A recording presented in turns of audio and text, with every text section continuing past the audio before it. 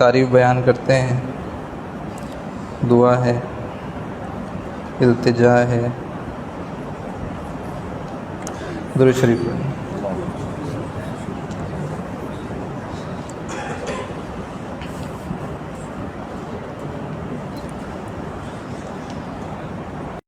الہی تیری چوکھٹ پر بھیکاری بن کے آیا ہوں، سراپا فقر ہوں، عجز و ندامت ساتھ لایا ہوں۔ الہی تیری چوکھٹ پر بھیکاری بن کے آیا ہوں، سراپا فقر ہوں، عجز و ندامت ساتھ لایا ہوں۔ بھیکاری وہ کہ جس کے پاس جھولی ہے نہ پیالہ ہے، بھیکاری وہ جسے حرص و ہوس نے مار ڈالا ہے، متاع دین و دانش نفس کے ہاتھوں سے لٹوا کر، سکون قلب کی دولت ہوس کی بھینٹ چڑھوا کر، لوٹا کر ساری پونجی غفلتوں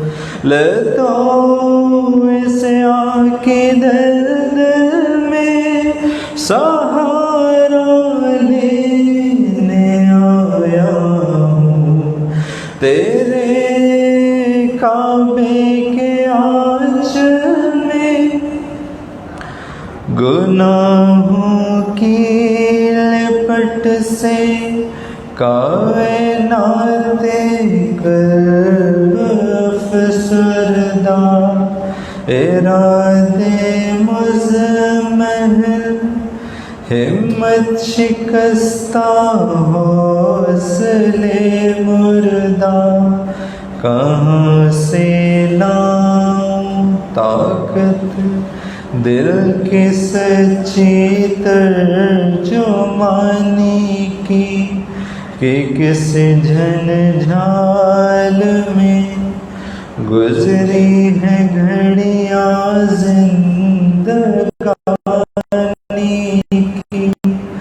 خلاصہ یہ کہ بس جب بن کر اپنی روح سے آہی سے، سراپا فقر بن کر اپنی حالت کی تباہی سے، تیرے دربار میں لایا ہوں اپنی اب زبوں حالی، تیری چوکھٹ کے لائق ہے عمل سے ہاتھ ہے خالی، یہ تیرا گھر ہے، تیرے مہر کا دربار ہے مولا،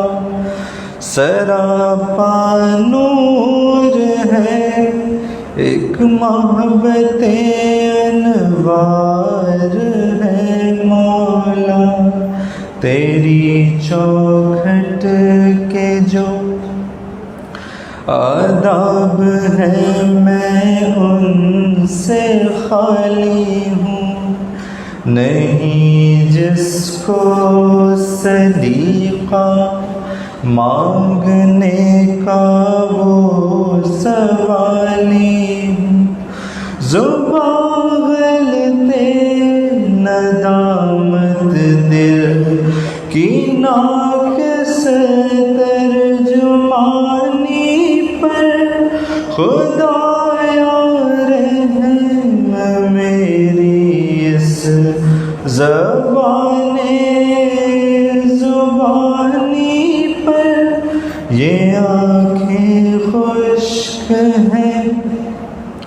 یا رب انہیں رونا نہیں آتا، سلگتے داغ ہیں دل میں جنہیں دھونا نہیں آتا، الہی تیری چوکھٹ پر بھیکاری بن کے آیا ہوں، سراپا فقر ہوں، عجز و ندامت ساتھ لایا ہوں۔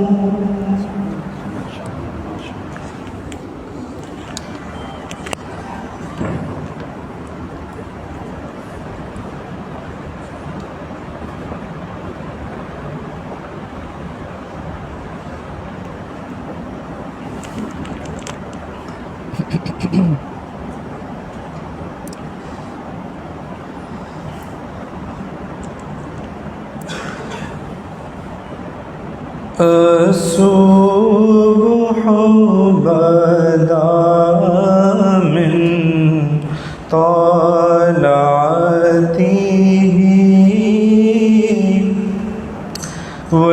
والليل دجى من غفراته، ہے نور سحر چہرے سے تیرے، اور شب کی رونق زلفوں سے، اللہ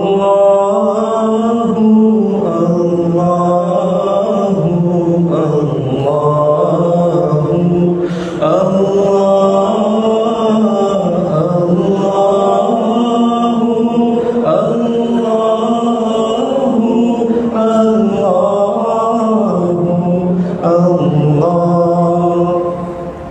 انگلی کے اشارے پیڑ چلے، اعجاز سے پتھر بول اٹھے، اور چاند ہوا ہے دو ٹکڑے، انگشت کے ایک اشارے سے، اللہ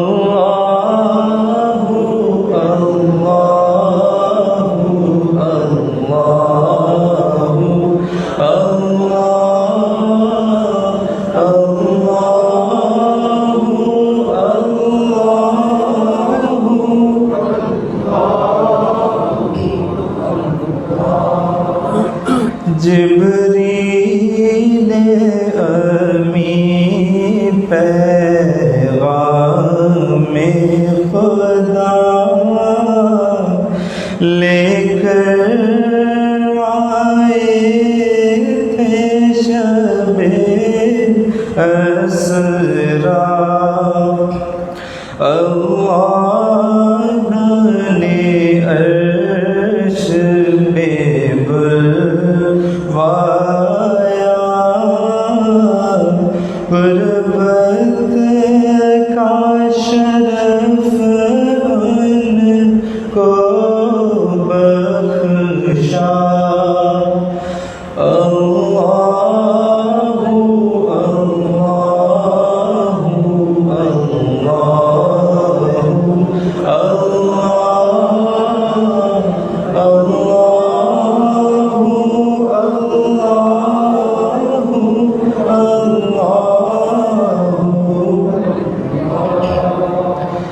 سو محمد ہیں اپنے آقا، اس نام سے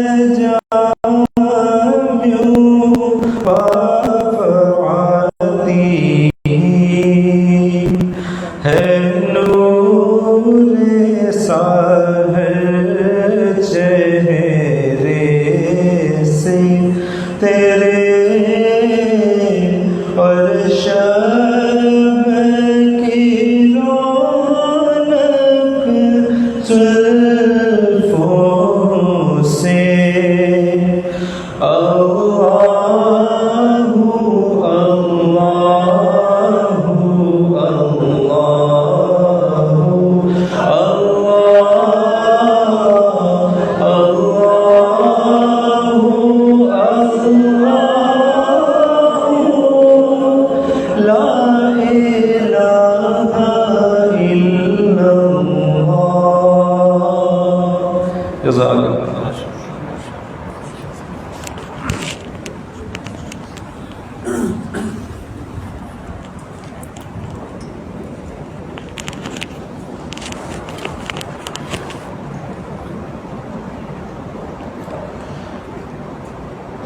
الحمد للہ وکفا الحمد للہ وکفا وسلام علی عبادہ الذین اصطفى اما بعد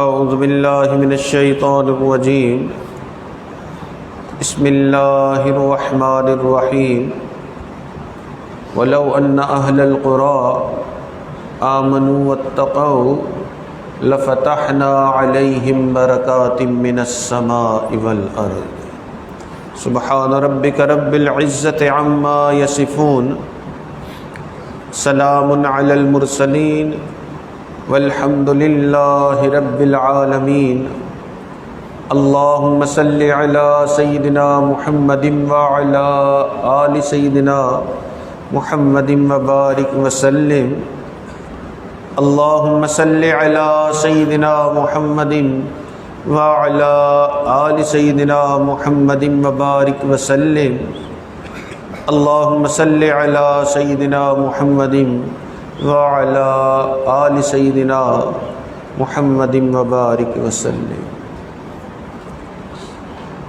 دو چیزیں ہوتی ہیں، ایک کو برکت کہتے ہیں، ایک کو کثرت کہتے ہیں۔ انسان جو پریشانیوں میں گھرا ہوا ہوتا ہے وہ سوچتا ہے کہ میرے پاس کثرت ہو جائے چیزوں کی تو میری پریشانیاں حل ہو جائیں گی۔ چنانچہ اکثر لوگ یہی سوچتے ہیں کہ جی مال اگر زیادہ بڑھ جائے، میرے پاس پیسے کی کثرت ہو جائے تو میرے مسائل حل ہو جائیں گے۔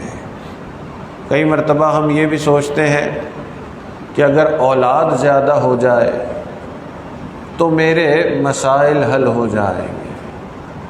ایک مرتبہ یہ بھی ہم سوچتے ہیں کہ جی میری عمر لمبی ہو جائے تو مجھے یہ کثرت عمر جو ہے یہ مل جائے تو یہ میرے لیے بہت ہی اچھا ہے۔ بلکہ بڑے اپنے چھوٹوں کو یہ دعائیں بھی کبھی دیتے ہیں کہ اللہ تجھے لمبی عمر عطا فرمائے۔ تو ہمارے ذہنوں میں یہ بات ہے کہ جی چیزوں کی کثرت سے ہمارے مسائل حل ہوتے ہیں، اور حقیقت یہ ہے کہ کئی مرتبہ چیزوں کی کثرت تو ہوتی ہے مگر مسائل ہوتے ہیں کہ وہ حل ہو کے نہیں دیتے۔ کئی مرتبہ مال کی کثرت ہوتی ہے مگر انسان کو نیند بھی نہیں آتی۔ اکثر یہی دیکھا گیا کہ جہاں مال زیادہ ہے وہاں بے چینی بھی زیادہ ہے۔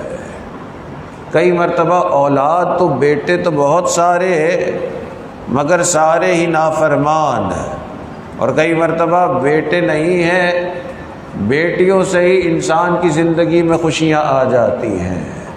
تو مال سے یا چیزوں کی کثرت سے مسائل حل نہیں ہوتے، چیزوں کی برکت سے مسائل حل ہوتے ہیں۔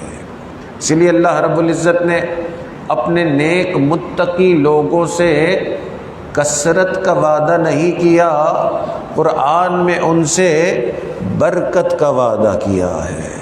وَلَوْ أَنَّ أَهْلَ الْقُرَىٰ آمَنُوا وَاتَّقَوْا لَفَتَحْنَا عَلَيْهِمْ بَرَكَاتٍ مِّنَ السَّمَاءِ وَالْأَرْضِ۔ اگر یہ بستی والے یہ ایمان لے آتے اور یہ گناہوں سے بچتے تو ہم آسمان اور زمین کی برکتوں کے خزانے ان پہ نچھاور کر دیتے ہیں۔ تو نیک لوگوں سے اللہ نے برکت کا وعدہ کر لیا۔ برکت کیا ہے کہ انسان کے پاس مال یا وسائل یا چیزیں زیادہ تو نہ ہوں مگر تھوڑی چیزوں میں بھی ضرورت پوری ہو جائے۔ ایک بزرگ تھے، اپنے متعلقین کو ہر وقت برکت حاصل کرنے کی تلقین کرتے تھے۔ ہر وقت یہی کہتے تھے کہ برکت کسی طرح سے مل جائے تو برکت کے لیے دعائیں کرو۔ بار بار برکت کا تذکرہ فرماتے تھے بزرگ کا جو بیٹا تھا اس نے ایک دن پوچھ لیا کہ ابا حضور اتنا زیادہ جو برکت کے بارے میں آپ بات کرتے ہیں، یہ برکت ہے کیا چیز؟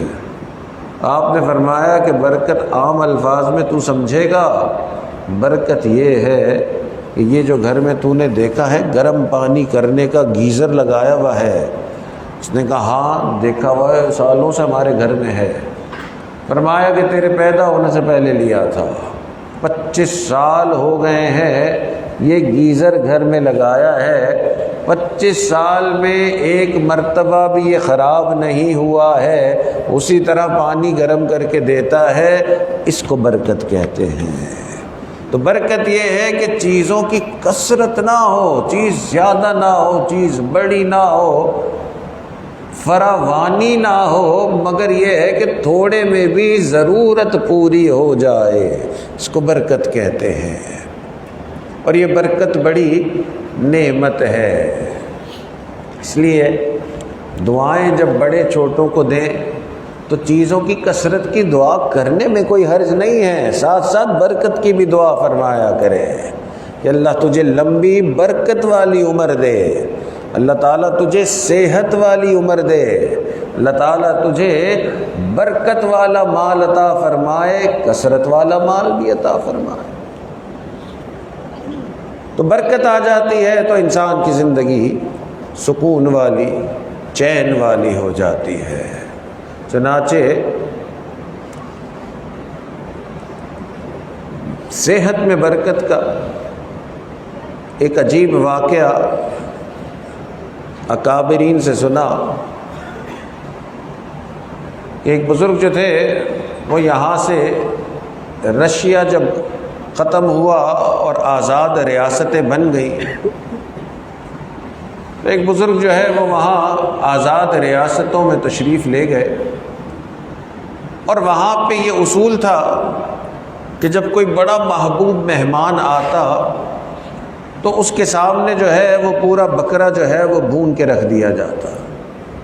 یہ بزرگ بھی وہاں تشریف لے گئے اور ان کے ساتھ بھی یہی معاملہ کیا گیا، ایک پورا بکرا جو ہے وہ بھون کے رکھ دیا گیا۔ وہ فرماتے ہیں کہ میرے سامنے یہ بکرا رکھا گیا، اب کیونکہ میری عمر زیادہ ہو گئی تھی تو میں بڑا احتیاط سے کھا رہا تھا کہ کہیں زیادہ چربی نہ کھا لوں، تو بڑی احتیاط سے گوشت نکال نکال کے کھا رہا تھا اور ان جگہوں سے بچ رہا تھا جہاں چربی زیادہ تھی۔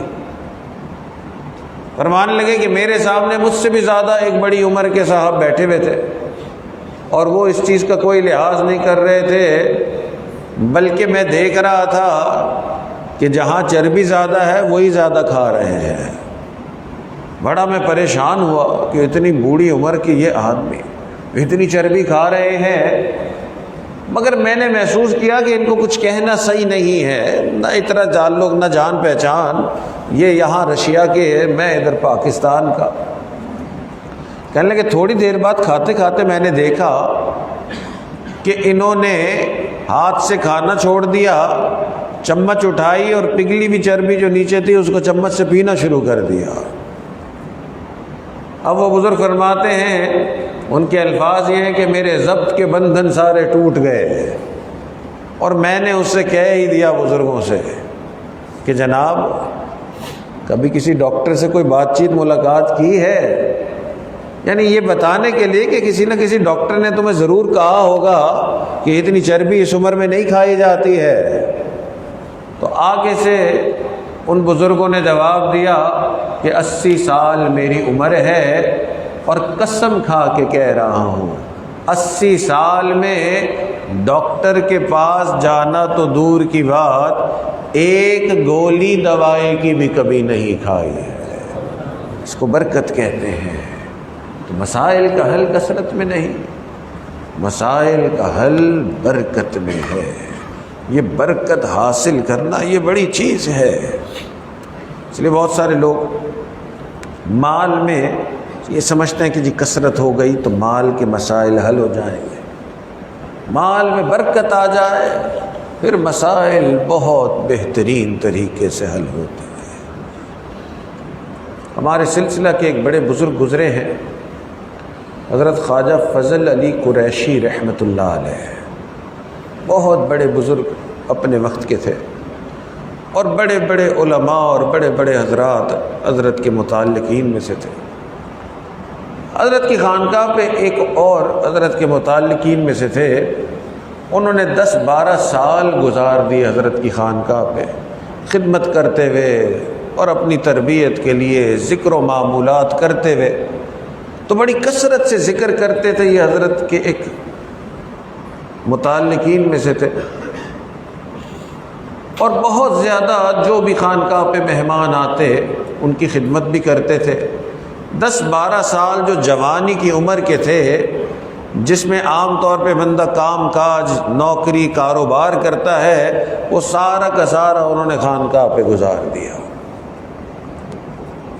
کچھ عرصے بعد حضرت نے دیکھا کہ ان کے اسباق اور ان کے ذکر و معمولات مکمل ہو گئے، تو حضرت نے ان کو اجازت و خلافت عطا فرما دی۔ اب اتنا زیادہ نہ دنیا پڑھے لکھے ہوئے تھے، نہ اتنا زیادہ دین پڑھے لکھے تھے، تو انہوں نے اجازت و خلافت تو قبول فرما لی، مگر اجازت و خلافت کے بعد دل میں یہی آیا کہ بس زندگی یوں ہی حضرت کی خدمت کرتے ہوئے گزرنی ہے، اس خانقاہ پہ مہمانوں کی خدمت ہی کرتا رہوں گا اور اپنا ذکر و معمولات کرتا رہوں گا۔ اب اجازت و خلافت تو اس لیے دی جاتی ہے کہ دوسروں کو دین سکھایا جائے، اللہ اللہ سکھائی جائے، دوسروں کے دلوں کو زندہ کیا جائے۔ اور یہ جو تھے یہ سوچ رہے تھے کہ میں یہاں رہوں۔ تھوڑے دنوں تک تو حضرت بھی دیکھتے رہے، تھوڑے دنوں بعد حضرت نے بہت ہی سختی سے کہا کہ میاں یہ اجازت و خلافت اس لیے نہیں دی ہے کہ اس کو لے کے بیٹھنا ہے، یہ اس لیے ہے کہ آگے لوگوں کو اللہ اللہ سکھاؤ، تو اس لیے آج ہی روانہ ہو جاؤ اپنے مقام پہ اور وہاں جا کے خوب اللہ اللہ سکھاؤ۔ اب نہ دین زیادہ پڑھے ہوئے تھے، نہ دنیا پڑھے ہوئے تھے، حضرت کی طرف سے اجازت تھی۔ اپنے مقام پہ جب پہنچے تو پہلے سے رشتہ طے ہوا تھا پرانا، جیسے ہی آئے تو چند دنوں میں والدین نے شادی کر دی۔ شادی تو ہو گئی، کام کاج کچھ نہیں، مال پیسہ کچھ نہیں، شادی کے ابتدائی دنوں میں ہی فاقے آ رہے ہیں۔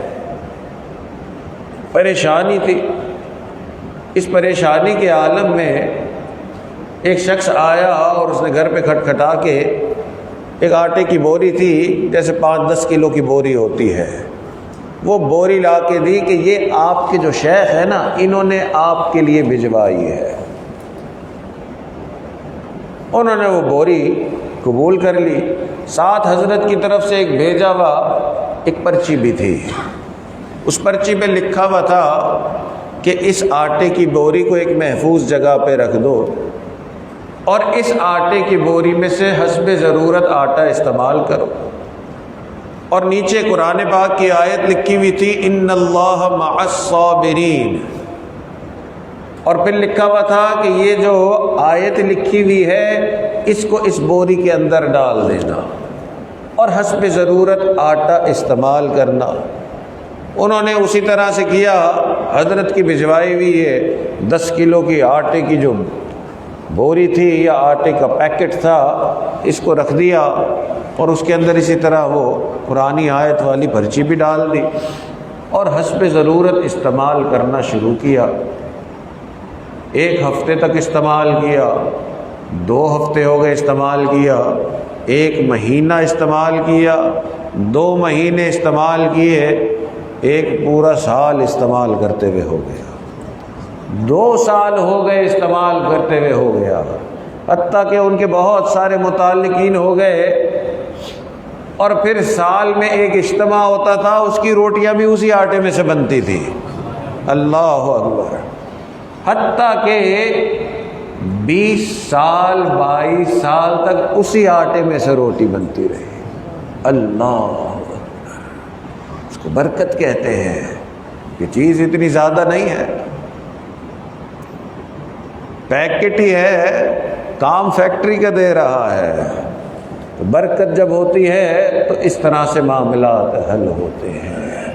تو اللہ سے جہاں بندہ دعا کرتا ہے کہ یا اللہ تو مجھے مال عطا فرما، اولاد عطا فرما، وقت عطا فرما، صحت عطا فرما۔ ان چیزوں میں برکت کی بھی دعا کرنی چاہیے۔ برکت آ گئی تو مسائل حل ہو جاتے ہیں۔ آج برکت چیزوں میں سے نکلی ہوئی ہے، اس لیے جس کے پاس مال ہے، اسباب ہے، وہ بھی پریشان، جس کے پاس نہیں ہے وہ بھی پریشان۔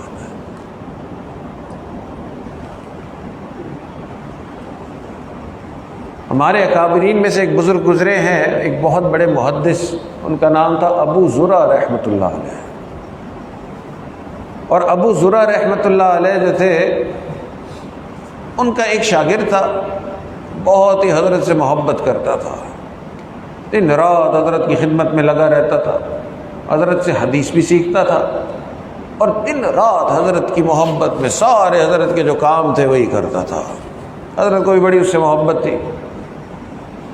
کچھ عرصے بعد اس کی شادی ہو گئی۔ شادی جب ہو گئی تو بھی اپنا معمول اسی طرح سے رکھا کہ رات کو دیر تک حضرت کے پاس رہتا اور دیر سے پھر واپس آتا۔ شادی کے شروع کے دنوں میں تو تھوڑی شرم ہوتی ہے تو بیگم نے کچھ نہیں کہا، پھر اس کے بعد تو آپ کو پتہ ہے کیا ہوتا ہے۔ تو ایک دو مہینے گزرے تو پھر بیگم نے کہا کہ یہ کیا تماشا لگایا ہوا ہے، ہر روز رات کو دیر سے آ رہے ہیں، تو میں پورا دن انتظار جو کرتی ہوں تو آپ وقت پہ آیا کریں، رات کو کھانا ہم نے ساتھ کھانا ہوتا ہے۔ تو اس پہ دونوں میاں بیوی کی تھوڑی سی انبن رہتی تھی۔ اب یہ اتنے سالوں سے اس کا معمول یہ ہے کہ جی حضرت کو سلا کے گھر آتے تھے، اب یہ بھی اچھا نہیں لگتا کہ حضرت کو یہ کہیں کہ جی بیگم گھر پہ ہے تو اب جا رہا ہوں چھٹی، اور وہاں بیگم سے بھی ڈانٹ پڑتی تھی خوب۔ تو کسی نہ کسی طرح سے مینج کرتے تھے۔ کچھ عرصے بعد بیگم جو ہے نا بس اس کا پارا ہائی ہو گیا۔ ایک اتنے زور زور سے کیوں ہنس رہے ہیں کچھ لوگ؟ لگتا ہے پارا ہائی ہوتا ہے خوب۔ تو ایک دن جو ہے بیگم جو ہے بہت ناراض، یہ دیر سے پہنچے، بیگم بہت ناراض، بڑی لڑائی ہو رہی ہے۔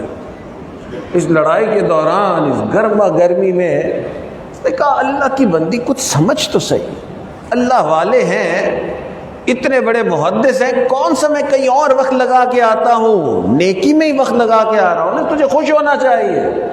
وہ اتنے غصے میں تھی، اس نے غصے میں آ کے کہا کہ تیرے شیخ کو کچھ نہیں آتا، بڑے محدث ہیں، غصے میں تھی، تیرے شیخ کو کچھ نہیں آتا، تو کیا سیکھے گا کچھ؟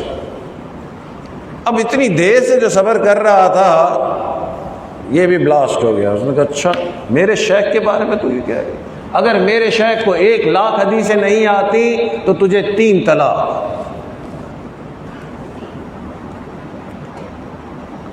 اب یہ کوئی لاجیکل بات نہیں تھی اگر دیکھا جائے تو، یعنی کہہ رہے ہیں کہ اگر میرے شیخ کو یہ 1,00,000 حدیثیں نہیں آتی تو پھر اپنے اوپر کوئی ڈنڈ ڈالتا نا، یعنی لاجک تو یہی ہے کہ اگر میرے شیخ کو 1,00,000 حدیثیں نہیں آتی تو پھر میں یہ تجھے دوں گا، اگر اس کو نہیں آتی تو میں جلدی آ جاؤں، یعنی یہ کوئی لاجیکل سی بات تھی۔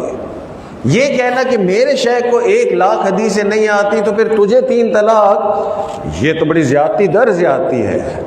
مگر جب انسان کی عقل کام نہیں کر رہی ہوتی ہے تو پھر اس طرح کی بے تکی باتیں، ان لاجیکل باتیں جو ہے وہ منہ سے نکلتی ہے۔ اب کوئی عقل کی بات نہیں تھی، بڑی ناسمجھی کی بات اس نے کی مگر کر دی۔ اب رات کو گرما گرمی میں دونوں سو گئے، صبح جب ذہن ٹھنڈے ہوئے تو کیونکہ اب طلاق والی بات تھی کہ جی میرے شیخ کو اگر 1,00,000 حدیثیں نہیں آتی تو تجھے 3 طلاقیں ہیں۔ تو بیوی بھی سوچ رہی ہے کہ بھئی طلاق ہوئی نہیں ہوئی، کہ اور تو کوئی خامی اس میں ہے نہیں، دیر سے آتا ہے، اور یہ بھی سوچ رہا تھا کہ جی مجھے تو بہت پسند ہے یہ، مطلب اور کوئی اس میں وہ نہیں ہے، بس لڑائی رات کو گرما گرمی میں ہو گئی۔ تو اب کہا کہ بیوی نے بھی کہا کہ بس اب بتا کیا ہوا ہمارا۔ طلاق ہوئی نہیں ہوئی؟ اس نے کہا اب یہ تو حضرت ہی بتائیں گے 1,00,000 حدیثیں ان کو یاد ہیں یا نہیں ہے۔ بیوی نے کہا پھر جائیں، جا کے پوچھیں حضرت سے، کیونکہ اگر 1,00,000 حدیثیں یاد نہیں ہیں تو پھر تو 3 طلاق ہیں۔ تو بہت ہی پریشانی کے عالم میں حضرت کی خدمت میں حاضر ہوا اور جا کے بتایا کہ حضرت رات میں لڑائی ہوئی تھی، اور اس نے گرما گرمی میں کہا کہ تیرے شیخ کو کچھ نہیں آتا تو تجھے بھی کچھ نہیں آتا۔ میں نے کہا میرے شیخ کو اگر 1,00,000 حدیثیں نہیں آتی تو پھر تجھے 3 طلاق۔ اب حضرت اب آپ بتائیں کہ 3 طلاقیں ہوئیں یا نہیں ہوئی؟ حضرت نے فرمایا کہ جاؤ میاں بیوی والی زندگی گزارو، 1,00,000 حدیثیں تو مجھے یوں یاد ہیں جیسے لوگوں کو سورہ فاتحہ یاد ہوتی ہے۔ اللہ اکبر، اس کو کہتے ہیں حافظے میں برکت، برکت کی عروج دیکھیں۔ تو یہ برکت جو ہے یہ بڑی نعمت ہے، اور آج برکت کی کمی ہے، کثرت کی کمی نہیں ہے، وسائل پہلے سے زیادہ، چیزیں پہلے سے زیادہ، بے سکونی بھی پہلے سے زیادہ۔ عجیب معاملہ ہے۔ حضرت ابو ہریرہ رضی اللہ عنہ نبی علیہ الصلوۃ والسلام کے بڑے محبوب صحابی تھے، اصحاب صفہ میں سے تھے، ہر چیز بھول جاتے تھے۔ نبی علیہ الصلوۃ والسلام کی خدمت میں حاضر ہوئے اور آ کر انہوں نے عرض کی، اے اللہ کے نبی، پتہ نہیں اس یادداشت کو کیا ہے، ہر چیز بھول جاتا ہوں۔ نبی علیہ الصلوۃ والسلام نے دعا کر دی اور شفقت فرمائی، اے اللہ ابو ہریرہ کے یادداشت میں بھی، حافظے میں بھی برکت عطا فرما، اس کی اولادوں میں بھی برکت عطا فرما۔ تو اولادوں کی برکت کی دعا کے لیے نہیں گئے تھے، مگر اللہ کے پیارے محبوب نے شفقت فرما دی۔ تو اللہ تعالیٰ نے حضرت ابو ہریرہ رضی اللہ عنہ کو لمبی عمر بھی دی، بہت لمبی عمر۔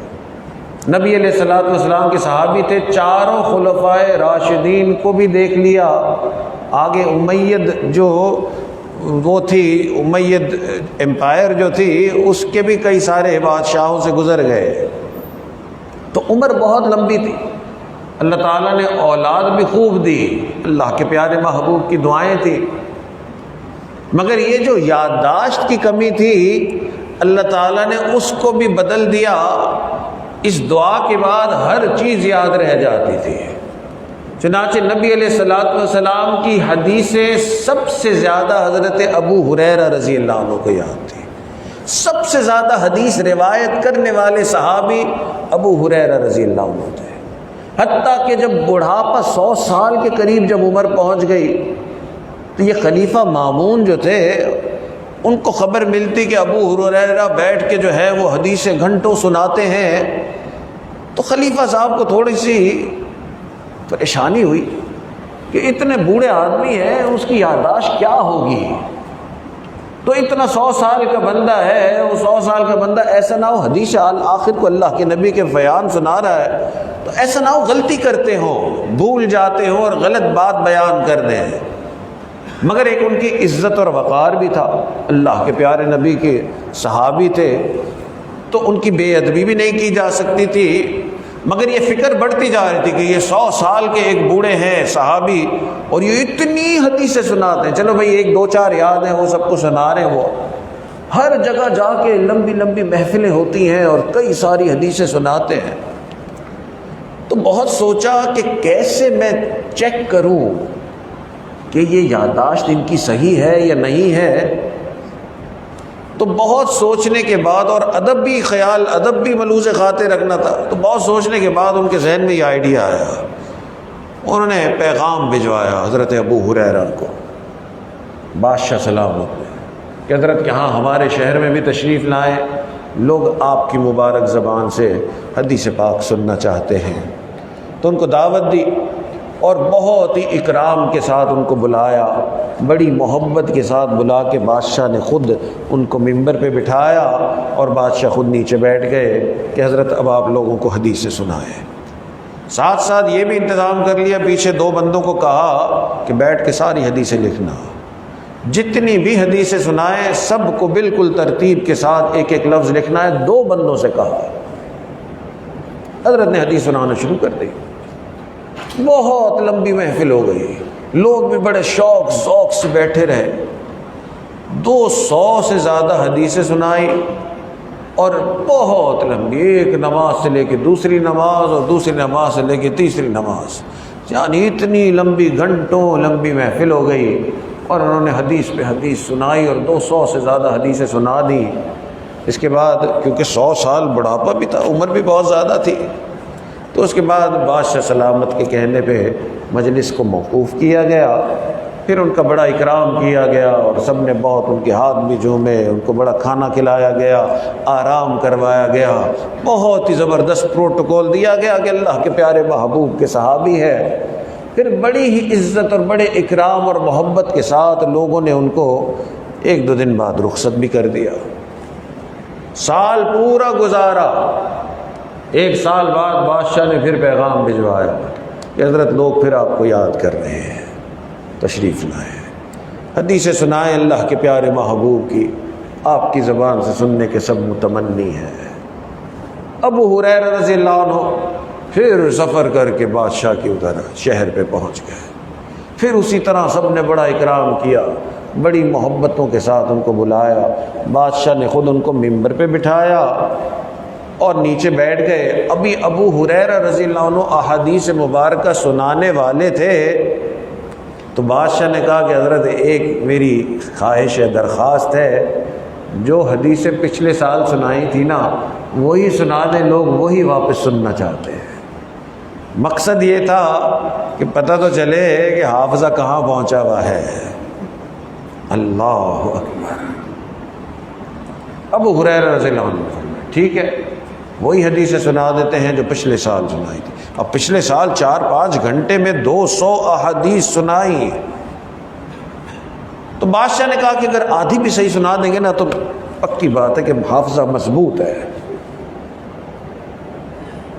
200 احادیث میں سے آدھی کیا سنانا، ساری کی ساری 200 کی 200 سنائی، جس ترتیب سے پچھلے سال سنائی تھی اسی ترتیب سے واپس سنا۔ تو کہتے ہیں برکت، حافظے کی برکت تھی۔ تو مسائل کا حل جو ہے کثرت میں نہیں، مسائل کا حل برکت میں ہے۔ سوال یہ پیدا ہوتا ہے یہ برکت آتی کہاں سے ہے؟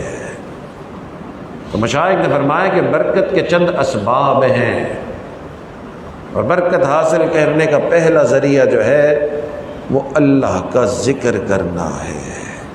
اللہ نے اپنے نام میں برکت رکھ دی ہے، اس لیے قرآن نے فرمایا تبارک اسم ربک، برکت والا ہے تیرے رب کا نام۔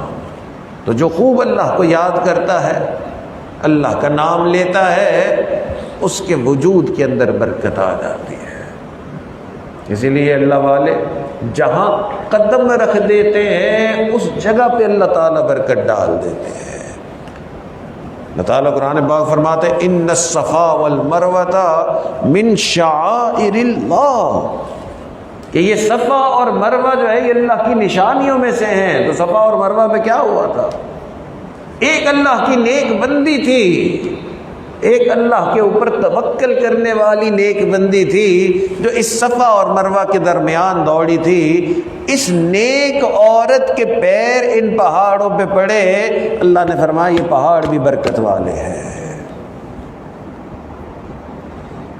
تو جہاں اللہ کا نام ہے وہاں برکتیں ہیں۔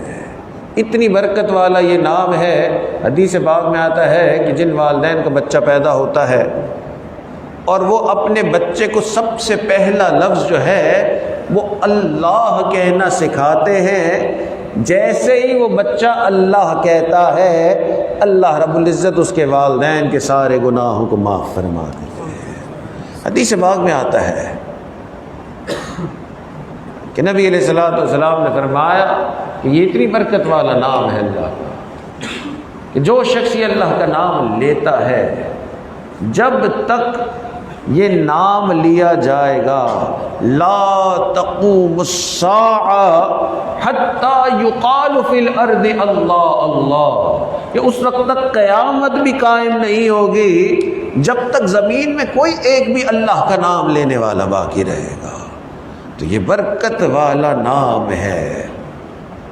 حدیث پاک میں آتا ہے کہ جو بندہ اللہ کا نام لیے بغیر چیزوں کو شروع کرتا ہے، اس چیز میں سے، اس کام میں سے برکت کو نکال دیا جاتا ہے۔ اللہ اکبر۔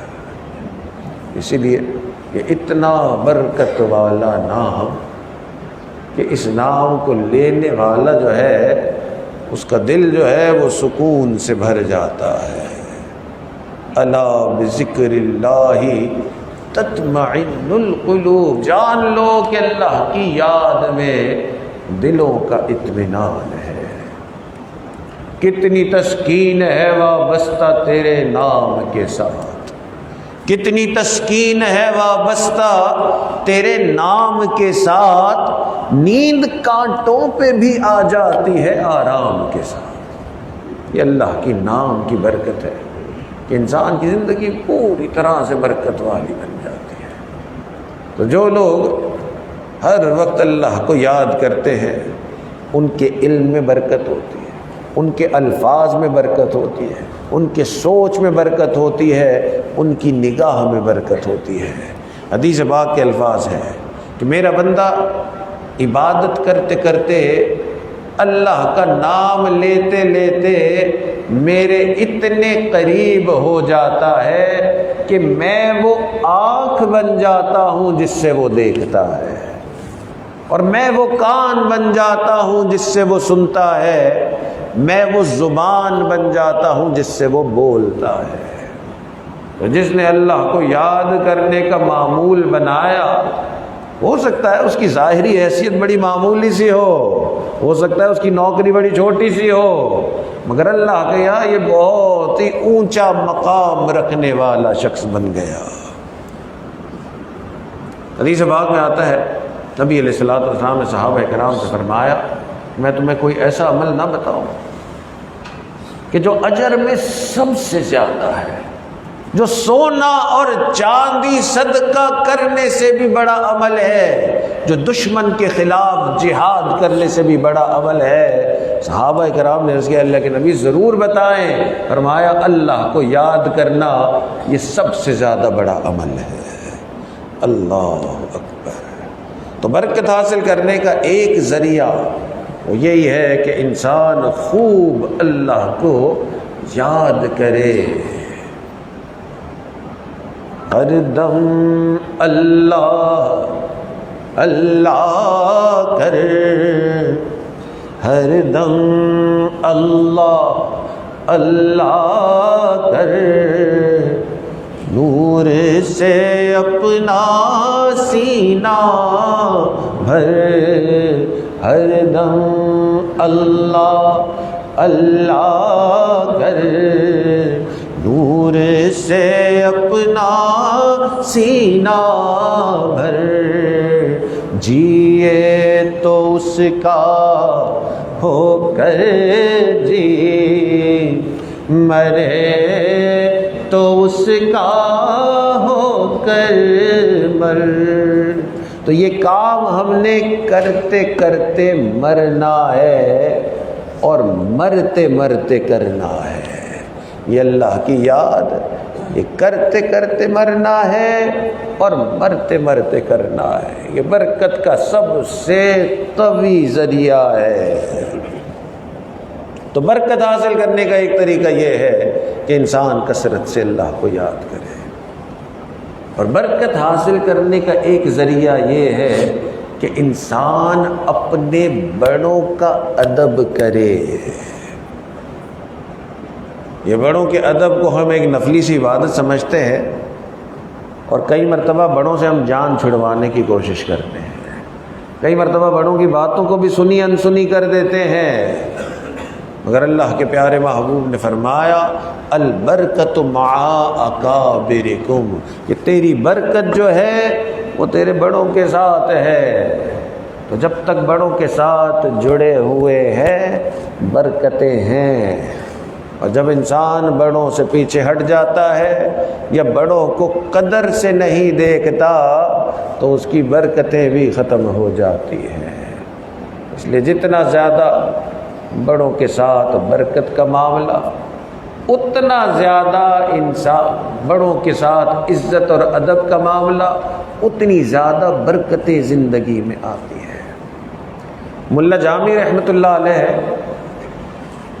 اس امت کے بڑے بزرگ بھی گزرے ہیں، بہت بڑے عالم تھے، اور بڑی مشہور کتاب نحو کی حضرت نے تحریر فرمائی، شرح ملا جامی۔ ان کے زمانے میں ایک بہت بڑے اللہ والے تھے، ان کا نام تھا خواجہ عبید اللہ احرار رحمۃ اللہ علیہ۔ تو خواجہ عبید اللہ احرار رحمۃ اللہ علیہ بڑے مشہور بزرگ تھے، ہر بندہ ان کی تعریف کرتا تھا، بہت علماء حضرت سے محبت رکھتے تھے۔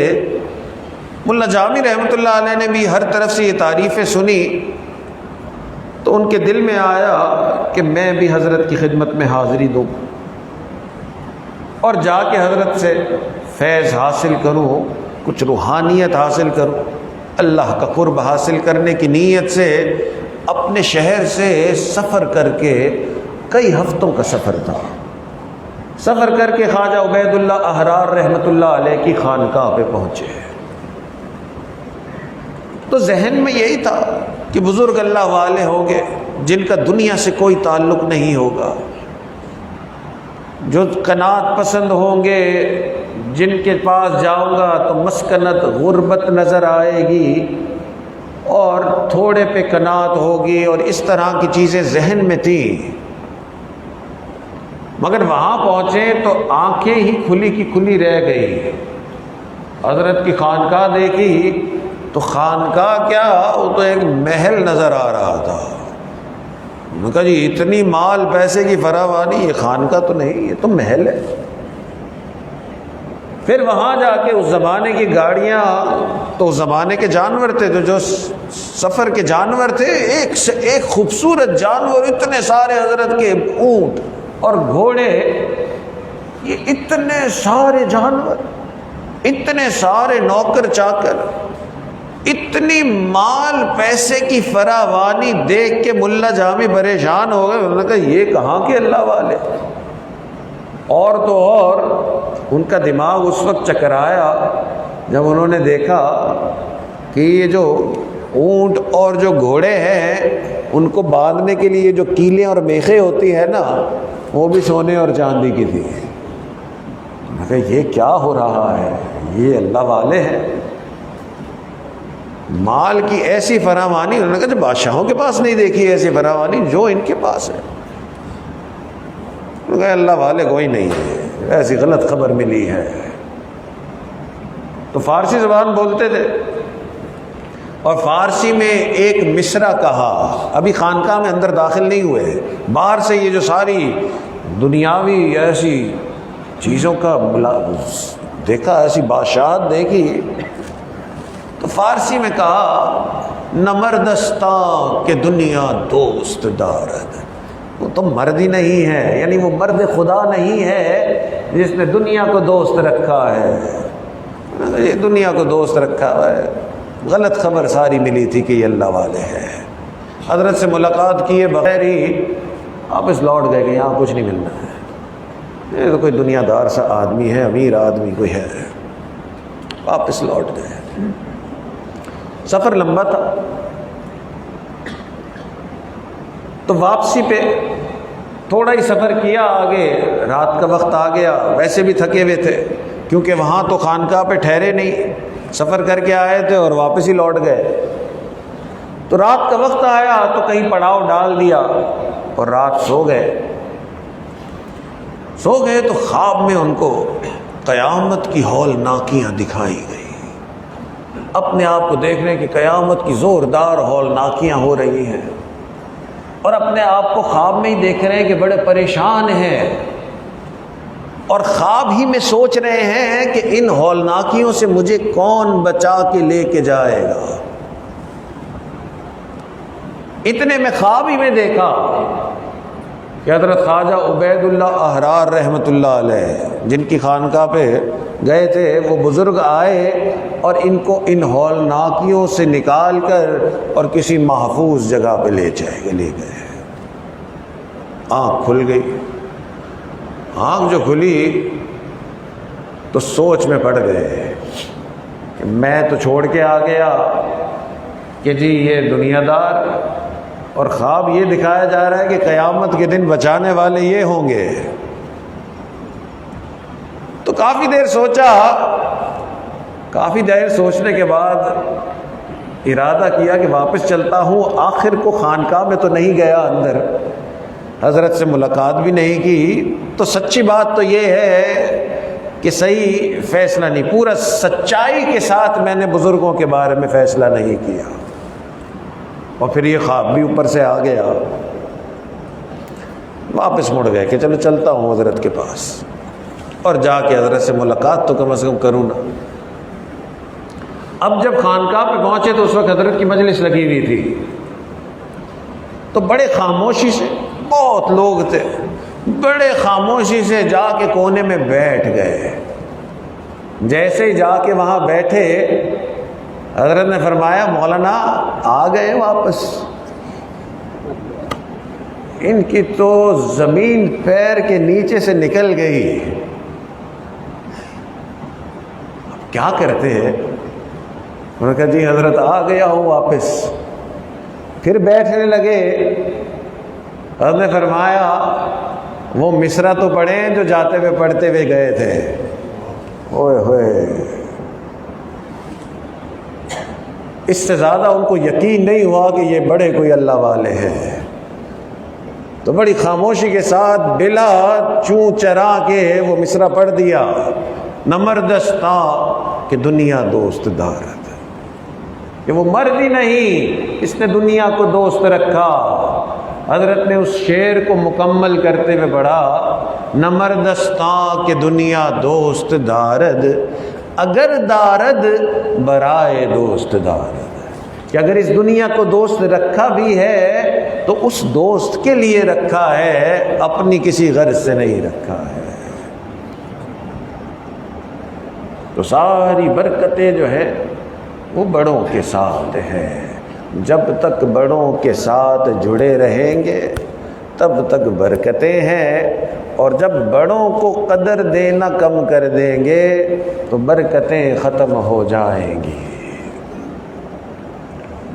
تو برکت کا ایک ذریعہ اللہ کی یاد ہے، اور برکت کا ایک ذریعہ اکابرین ہے، بڑے ہیں، چاہے گھر کے بڑے ہو، چاہے امت کے بڑے ہوں، چاہے محلے کے بڑے ہوں، چاہے کوئی عام بڑا بڑی عمر کا مسلمان ہو۔ نبی علیہ الصلوۃ والسلام نے فرمایا جس نے کسی بوڑھے مسلمان کا ادب کیا گویا کہ اس نے اللہ کا ادب کیا ہے۔ اس لیے بڑوں کا ادب کرنا، بڑوں کا احترام کرنا، یہ برکت کا باعث ہے۔ تو برکت کا ایک ذریعہ اللہ کی یاد، اور برکت حاصل کرنے کا ایک ذریعہ بڑوں کی قدر کرنا، بڑوں کا ادب کرنا، اور برکت حاصل کرنے کا ایک اور مضبوط ذریعہ، اور وہ ہے دین کی خدمت میں لگ جانا۔ دین کی خدمت کے بڑے طریقے ہیں، بس یہ شوق رکھنا کہ اللہ کے دین کی اشاعت میں، اس دین کے کاموں میں میرا حصہ کسی نہ کسی طرح سے پڑ جائے۔ حدیث پاک میں، قرآن پاک میں اللہ تعالیٰ نے فرمایا ان تنصروا اللہ، اگر تم اللہ کی مدد کرو گے، یعنی اللہ کے دین کی مدد کرو گے، ینصرکم، اللہ تمہاری مدد کرے گا، وَيُثَبِّتْ أَقْدَامَكُمْ، اور تمہارے پیروں کو جما دے گا۔ زندگی برکتوں سے بھر جاتی ہے۔ تو ایک طریقہ برکتیں حاصل کرنے کا یہ ہے کہ انسان دین کی خدمت میں لگ جائے، اور دین کی خدمت بہت سارے طریقوں سے کی جا سکتی ہے، اور اگر انسان دین کی خدمت کرنے کے قابل نہیں، جسم ساتھ نہیں دیتا. یہ دعا جو دینی کاموں کے لیے کی جاتی ہے یہ بھی دین کی خدمت ہے. تو انسان کم از کم دینی کاموں کے لیے دعا کرے، یہ بھی ایک دینی خدمت ہے. تو ایک ذریعہ برکت کا کثرت سے اللہ کا ذکر کرنا، ایک ذریعہ برکت کا اکابرین کی قدر کرنا، بڑوں کی قدر کرنا، اور ایک ذریعہ برکت کا جو ہے وہ دین کی خدمت کرنا، اور ایک ذریعہ برکت کا انسان جو ہے وہ اپنے گناہوں پہ توبہ کرے، یہ بھی برکت کا بہت بڑا ذریعہ ہے. اللہ تعالیٰ فرماتے ہیں وَتُوبُوا إِلَى اللَّهِ جَمِيعًا أَيُّهَا الْمُؤْمِنُونَ لَعَلَّكُمْ تُفْلِحُونَ، کہ تم سب کے سب مل کے توبہ کرو تاکہ تم کامیاب ہو جاؤ. تو اللہ نے برکت کو، کامیابی کو توبہ میں رکھ دیا ہے. اتنی برکت والی چیز ہے یہ توبہ کہ اللہ تعالیٰ کو یہ پسند انسان توبہ کرنے والا، کہ اللہ نے فرمایا ان اللہ یحب التوابین، اللہ توبہ کرنے والے سے محبت فرماتے ہیں. تو کئی مرتبہ انسان سوچتا ہے کہ بھئی اللہ محبت تو اس سے کرے نا جو پوری پوری رات تہجد پڑھتا ہے، تو پورا سال روزہ رکھتا ہے، تو مسجدوں میں آنا جانا رکھتا ہے، خوب دین کے کام کرتا ہے، تو مسجد مدرسے بناتا ہے. اللہ تعالیٰ فرماتے ہیں کہ بھائی اس سے بھی محبت رکھتا ہوں، مگر اس سے بھی محبت رکھتا ہوں جو گناہ کرتا رہتا ہے، اور گناہ کرنے کے بعد ہم سے آ کے توبہ کرتا ہے. اللہ تعالیٰ فرماتے ہیں یہ توبہ کرنے والا اتنا پسند کہ میری محبت کا اعلان اس توبہ کرنے والے کے لیے ہے. نبی علیہ الصلوۃ والسلام نے فرمایا التائب من الذنب کمن لا ذنب لہ، جس نے گناہوں سے توبہ کی وہ ایسا ہی ہے کہ جیسے اس نے گناہ کیا ہی نہ تھا. اس لیے انسان کے گناہ پہاڑ کے برابر ہی کیوں نہ ہو، سمندر کے جھاگ کے برابر کیوں نہ ہو، اللہ کی رحمت کے سامنے یہ گناہ کچھ نہیں ہے. نوجوان کئی مرتبہ پوچھتے ہیں جی یہ کیسے ممکن ہے، اتنے بڑے بڑے گناہ 10-15 سال سے کر رہے ہیں، اور 1 منٹ کی توبہ کریں گے سارے گناہ معاف ہو جائیں. اکابرین جواب دیتے ہیں 1 منٹ کی بھی توبہ کی ضرورت نہیں ہے، صرف دل کے اندر ہی انسان کو یہ شرم ہے، دل کے اندر احساس ہے کہ میں نے غلط کیا، اس دل کی ندامت پر بھی اللہ سارے گناہوں کو معاف فرما دیتے ہیں. نبی علیہ الصلوۃ والسلام نے فرمایا الندم توبۃ، دل کی ندامت ہی توبہ ہے. تو اس لیے توبہ کرنے کے لیے کوئی چیخنے کی ضرورت نہیں ہے کہ اے اللہ میری توبہ، اے اللہ میری توبہ.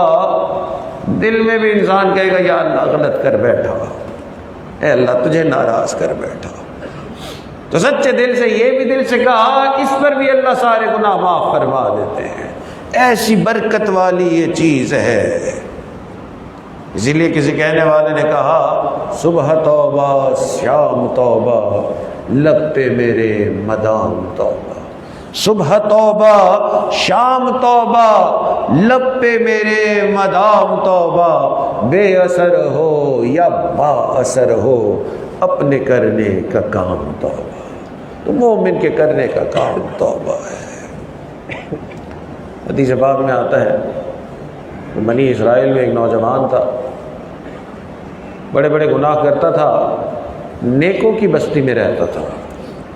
یہ سارے نیک لوگ پریشان ہوتے تھے کہ یہ اتنے گناہ کرتا ہے، تو اس کو سمجھاتے تھے کہ بھائی نہ کیا کر، تیری وجہ سے ایسا نہ ہو اور لوگ بھی گناہ کرنا شروع کر دیں. یہ بھی سمجھاتے تھے تو اتنے بڑے بڑے گناہ کرتا ہے، ایسا نہ ہو تیری وجہ سے ہم سب پر عذاب آ جائے. مگر وہ تھا جوانی کی مستیاں، دیوانگی تھی، کسی کی کوئی بات نہیں سنتا تھا.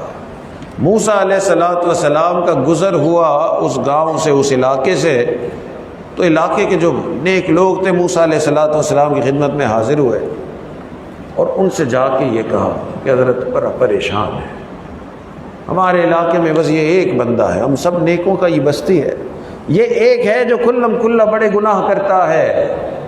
تو حضرت آپ اسے کچھ سمجھائیں. وقت کے نبی نے سمجھایا. وقت کے نبی کی بھی بات ایک کان سے سنی دوسرے کان سے نکال دی. اللہ اکبر. گاؤں والوں نے دیکھا کہ جی حضرت موسیٰ علیہ السلام کے سمجھانے کے بعد بھی یہ کوئی نہیں رک رہا، تو گاؤں والوں نے اس کو کہا کہ بھائی تیرے پاس دو ہی چوائس ہے، یا تو سارے گناہ چھوڑ دے اور جس طرح ہم جی رہے ہیں اس طرح سے زندگی گزار، یا پھر ہمارا علاقہ چھوڑ کے چلے جا، ہم تیری وجہ سے عذاب میں نہیں آنا چاہتے. اتنا زیادہ اس کے اندر ہٹ دھرمی تھی. میں نے کہا چھوڑ کے جاتا ہوں، نہیں رہنا میں نے تم لوگوں کے ساتھ، مگر زندگی میری ہے، میری مرضی ہے جو کرنا چاہوں. گاؤں چھوڑ کے چلے گیا. کچھ عرصے بعد اللہ تعالیٰ نے موسیٰ علیہ السلام پر وحی بھیجی. اے میرے پیارے موسیٰ، فلاں فلاں جنگل میں ایک میرا دوست فوت ہو گیا ہے، اور اس دوست کی آپ جا کے نماز جنازہ پڑھائیں، میرا بہت ہی پیارا دوست ہے. جب اللہ نے یہ فرمایا میرا بڑا پیارا دوست ہے، موسیٰ علیہ السلام کو بڑا شوق ہوا کہ اللہ کا دوست ہے، اللہ کا ولی، تو اس کی جنازہ پڑھانے کے لیے اللہ نے حکم دیا ہے تو نکل پڑے. اللہ نے پھر وہی بھیجی ہے میرے پیارے موسیٰ، یہ میرا ایسا دوست ہے کہ جو شخص اس کے جنازے میں شامل ہوگا ہم نے اس کے بھی سارے گناہوں کو معاف کر دینا ہے. موسیٰ علیہ السلام کا گزر اسی گاؤں سے ہوا. انہوں نے کہا جی اللہ کا ایک دوست ہے، اور اللہ فرما رہے ہیں کہ جو اس کے جنازے میں شامل ہوگا اللہ اس کے سارے گناہوں کو معاف کر دے گا. تو جو میرے ساتھ آنا چاہے اس جنازے میں شامل ہو جائے. گاؤں کے جتنے بھی لوگ تھے، نیکوں کی بستی تھی، سارے ہی آ گئے. سب موسیٰ علیہ السلام کے ساتھ جنگل میں اس جگہ پہنچے جہاں اللہ کے اس دوست کا جنازہ پڑا تھا. جب وہ وہاں پہنچے اور انہوں نے اس میت کو، اس لاش کو دیکھا تو یہ اس نوجوان کی لاش تھی جس کو گاؤں والوں نے نکال دیا تھا. گاؤں والے بھی حیران، موسیٰ علیہ السلام بھی حیران. اللہ کی طرف متوجہ ہوئی، یا اللہ یہ تو وہ بڑا گناہ گار تھا جس کو گاؤں والوں نے گناہوں کی وجہ سے نکالا، یہ آپ کا دوست بن گیا. اللہ تعالیٰ نے موسیٰ علیہ السلام پر وہی بھیجے میرے پیارے موسیٰ. اس کو جب گاؤں والوں نے نکال دیا تو یہ جنگل میں چلے گیا، اور کچھ عرصے بعد یہ بیمار ہوا. جب بیماری بڑھ گئی اور اس کو اپنی موت نظر آنے لگی، اس نے زندگی میں پہلی مرتبہ ہمیں پکارا، اور زندگی میں پہلی مرتبہ ہم سے معافی مانگی. اور اس کے الفاظ یہ تھے کہ اے اللہ میں اکیلا بھی ہوں، میں بیمار بھی ہوں، میں گناہ گار بھی ہوں. اے اللہ میں اکیلا بھی ہوں، میں بیمار بھی ہوں، میں گناہ گار بھی ہوں. اے میرے مالک اپنی زندگی کے اس آخری وقت میں تجھ سے توبہ کرتا ہوں. اے اللہ میں تجھے تیری رحمت کا واسطہ دیتا ہوں، میرے گناہ بہت زیادہ، میں تجھے تیری رحمت کا واسطہ دیتا ہوں. میں نے سنا ہے تیری رحمت بہت زیادہ ہے. میرے مالک میرے حال پر رحم کر دے، مجھے معاف کر دے.